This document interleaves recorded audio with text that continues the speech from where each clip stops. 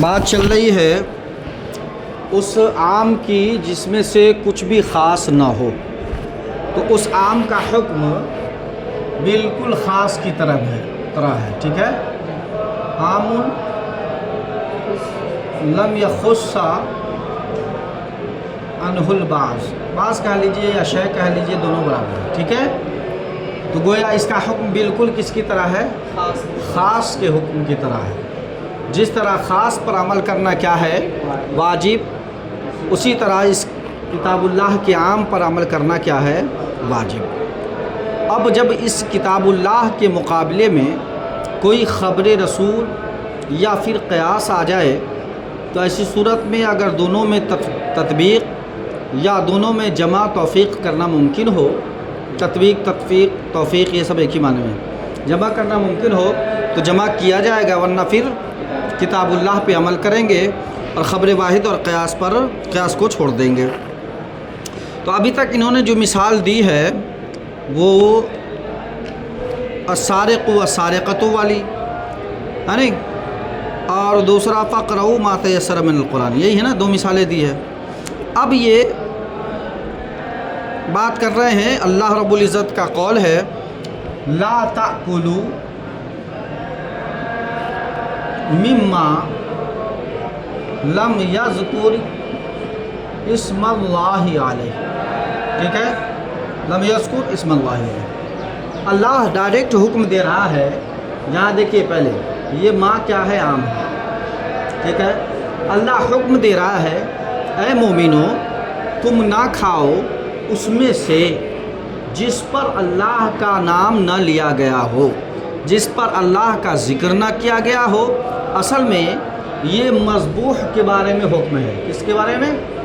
مذبوح، یعنی وہ جانور جس کو ذبح کیا گیا ہو شرعی طریقے سے۔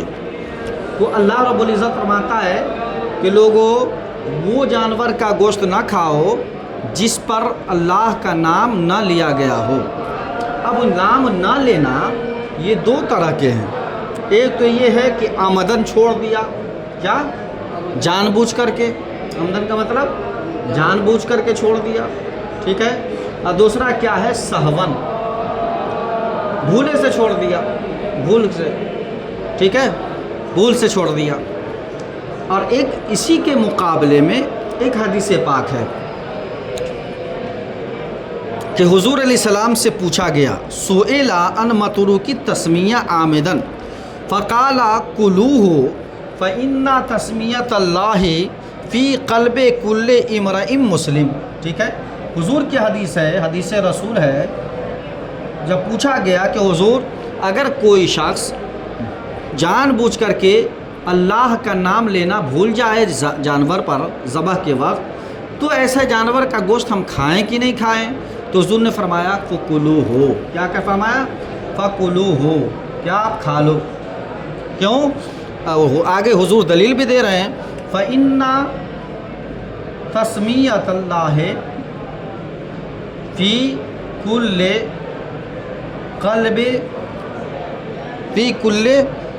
قلب کل امرئ مسلمہ، ٹھیک، فی قلب کل امرئ مسلمہ، ٹھیک ہے، امرئ مسلم، کہ ہر مسلمان کے دل میں اللہ کا نام ہے۔ اب دیکھ لیجئے اللہ کیا فرما رہا ہے ڈائریکٹ، یہاں پر آمدن کا ذکر ہو گیا ہے، ٹھیک ہے، کیونکہ اس سے پہلے کا جو کنٹیکسٹ ہے حدیث کا کہ حضور سے پوچھا گیا آمدن کے تعلق سے کہ جان بوجھ کر کے کوئی جو ہے اللہ کا نام چھوڑ دے، ٹھیک ہے، تو کیا ایسا ہم گوشت کھائیں؟ تو حضور نے فرمایا کھا لو۔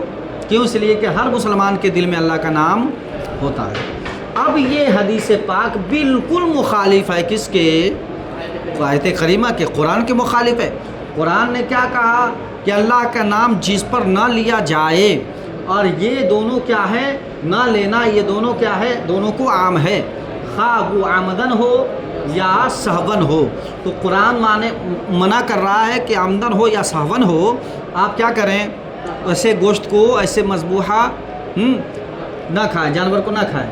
لیکن حدیث کہہ رہی ہے کہ نہیں کھا لو، کیا کرو؟ کھا لو، اگرچہ آمدن کیوں نہ ہو۔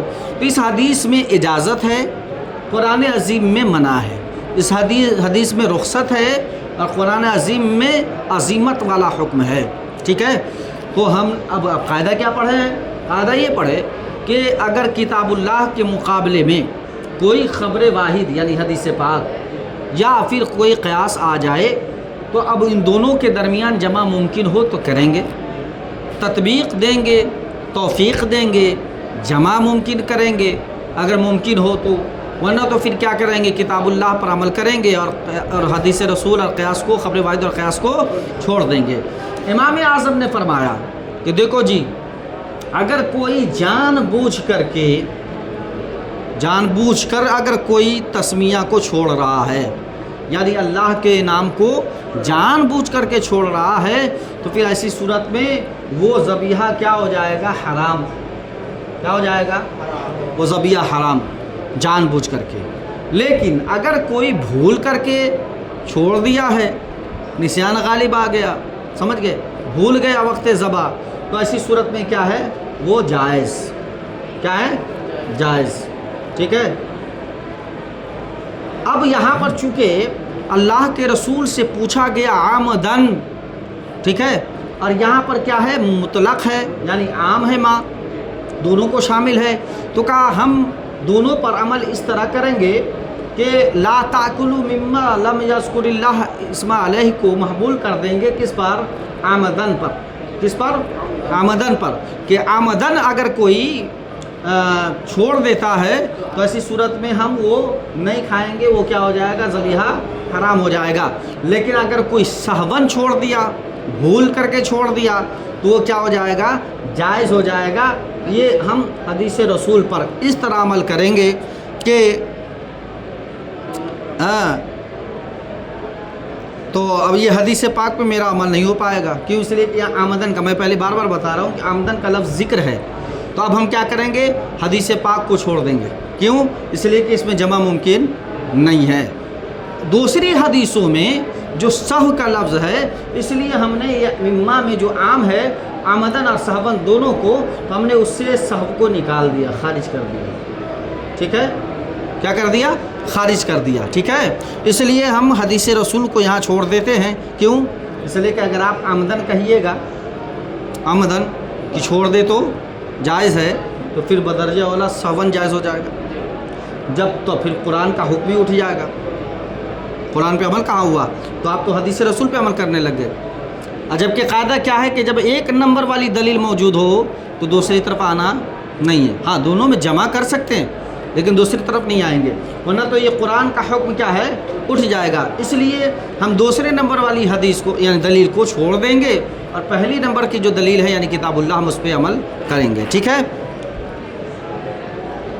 اچھا دیکھیے، اب ایک اور ہے اس مثال، اس کو ہم دیتے ہیں، پہلے اس کو دیکھ لیجئے۔ کذالک فی قولہ تعالی، اور ایسے ہی اللہ رب العزت کا قول ہے، لا تاکلوا مما لم یذکر اسم اللہ علیہ، کہ اے بندو یا مومنو، اے مسلمانوں، نہ کھاؤ اس جانور کو جس پر اللہ کا نام نہ لیا گیا ہو۔ انہ یوجب حرمت متروک تسمیہ عامدن، کہ یہ جان بوجھ کر کے تسمیہ کے چھوڑنے کی حرمت کو واجب کر رہی ہے، یہ آیت کریمہ واجب کر رہی ہے کہ جو جان بوجھ کر کے چھوڑ دے تو اس کا گوشت نہ کھاؤ۔ وجاء فی الخبر انہ علیہ السلام سئل عن متروک تسمیہ عامدن فقال کلوہ، اور خبر میں یہ بات آئی ہے کہ حضور علیہ السلام سے پوچھا گیا، کس کے تعلق سے؟ جان بوجھ کر تسمیہ کے ترک کرنے کے تعلق سے، تو فقال، تو حضور نے فرمایا کلوہ، سکھاؤ۔ فإن تسمیۃ اللہ فی قلب کل امرئ مسلم، اس لیے کہ اللہ رب العزت کا نام ہر مسلمان کے دل میں ہوتا ہے۔ تو یہ حدیث پاک مخالف ہے کس کے؟ آیت کریمہ کے۔ فلا یمکن التوفیق بینہما، ان دونوں کے درمیان تطبیق ممکن نہیں ہے۔ توفیق سے مراد تطبیق ممکن نہیں ہے، کیوں؟ لأنہ لو ثبت الحل بترکہا عامدا لثبت الحل بترکہا ناسیا، کا اگر آپ اسے اس کی حلت کو ثابت کر دیں آمدن چھوڑنے کی وجہ سے، تو پھر تو اس کی حلت ثابت ہو جائے گی ناسین کے چھوڑنے کی وجہ سے. یعنی جب آپ جان بوجھ کر کے تسمیہ کو چھوڑ دیا اور اس گوشت کو آپ نے حلال قرار دیا تو جان بوجھ کر جو بھول چوک سے چھوڑ جائے جس پر تسمیہ تو بردرجہ اتم کیا ہوگا؟ حلال ہو جائے گا. فحینئذ یرتفع حکم الکتاب، تو اس وقت تو کتاب کا حکم ہی اٹھ جائے گا. نہیں سمجھے؟ یعنی کتاب اللہ پہ عمل ہی نہیں ہوگا.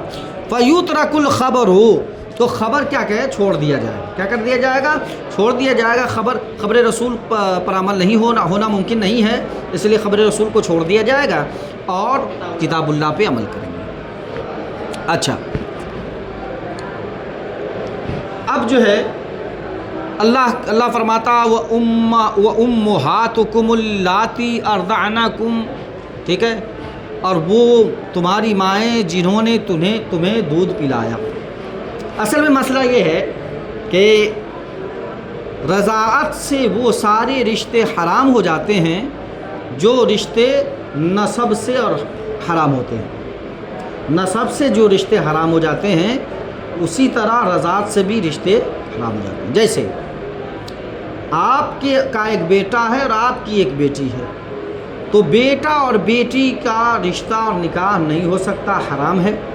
ٹھیک ہے، اسی طرح سے اگر کسی عورت نے ایک اپنے بیٹے یا بیٹی کو دودھ پلا دیا اور پھر کسی اور کے بیٹا یا بیٹی کو دودھ پلا دیا، ٹھیک ہے، تو جس طرح اولادوں کی بھائی بہن کی آپس میں شادی اور نکاح درست نہیں ہے، اسی طرح رضاعت والے رشتے میں بھی آپس میں بھائی بہن ہو جاتے ہیں تو رشتہ وہاں پر بھی کیا ہے؟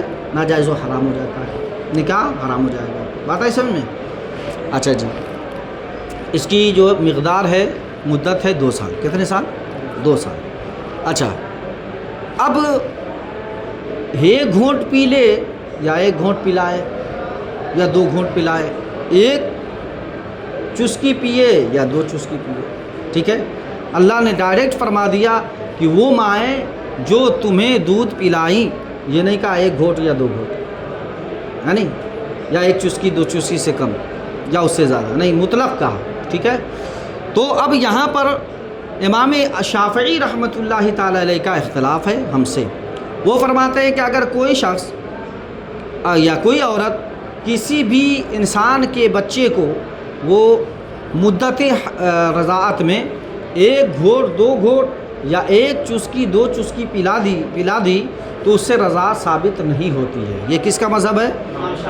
ہمارے یہاں کیا ہے؟ قرآن مطلق ہے. جب مطلق ہے اس میں کوئی قید نہیں ہے، تو ایسی صورت میں وہاں پر 1 چسکی پیے یا 1 گھونٹ پیے رضاعت ثابت ہو جائے گی. ٹھیک ہے، اب وہ حدیث لاتے ہیں خبر واحد. ٹھیک ہے، اور ہمارا یہ قاعدہ ہے کہ اگر خبر واحد ہو یا قیاس ہو، اگر ٹکرا جائے کتاب اللہ سے تو ہم کیا کرتے ہیں؟ جمع کرنا ممکن ہو تو جمع کرتے ہیں، تطبیق دیتے ہیں، اور ورنہ تو پھر کیا کرتے ہیں؟ کتاب اللہ پہ عمل کرتے ہیں اور حدیث اور خبر رسول کو چھوڑ دیتے ہیں. یہاں پر وہی کر رہے ہیں. دیکھیے، وَكَذَلِكَ قَوْلُهُ تَعَالَى، اور ایسے ہی اللہ رب العزت کا قول ہے، وَأُمُّهَاتُكُمُ اللَّاتِي أَرْضَعْنَكُمْ، اور وہ تمہاری مائیں جو جنہوں نے تمہیں دودھ پلایا. یقتضی بعموم ہی حرمت نکاح المرضعہ، مرضعہ بولتے ہیں دودھ پلانے والی کو. ٹھیک ہے، کہا یہ اپنی عمومیت کی وجہ سے اب مرضعہ کے نکاح کی حرمت کا تقاضا کرتی ہے. نہیں سمجھے؟ یعنی ماں ہو گئی نا، وہ ماں ہو گئی اور اس کی جو اولادیں ہو گئی، وہ دودھ جو پیا ہے اس کا بھائی بہن ہو گیا، اور جو دودھ پلائی ہے وہ ماں ہو گئی. وقد جاء فی الخبر لا تحرم المسۃ والمستان ولا الاملاجتان، اور کہا خبر میں یہ بات آئی ہے کہ حرمت رضاعت ثابت نہیں ہوتی ہے 1 کش 2 کش لگانے سے یا پھر 1 گھونٹ 2 گھونٹ پینے سے. یہ حدیث ہے. ہمارا جو قاعدہ قانون ہے حنفیہ کے نزدیک، کہا فلم یمکن التوفیق بینہما، تو کہا ان دونوں کے درمیان تطبیق ممکن نہیں ہے. فیترک الخبر، تو خبر کو چھوڑ دیں گے اور کتاب اللہ پہ عمل کریں گے. یعنی ہمارا مذہب یہ ہے کہ اگر بچہ 1 گھونٹ پی لے چاہے 10 گھونٹ پی لے، ایک چسکی لگا لے چاہے 2 چسکی لگا لے، ایک کش مار لیا چاہے 2 کش، رضاعت ثابت ہو گئی۔ اب ایسی صورت میں پلانے والی ماں ہو گئی، اور اس کی جو اولادیں ہیں اس دودھ پینے والے بچہ یا بچی کے لیے بھائی بہن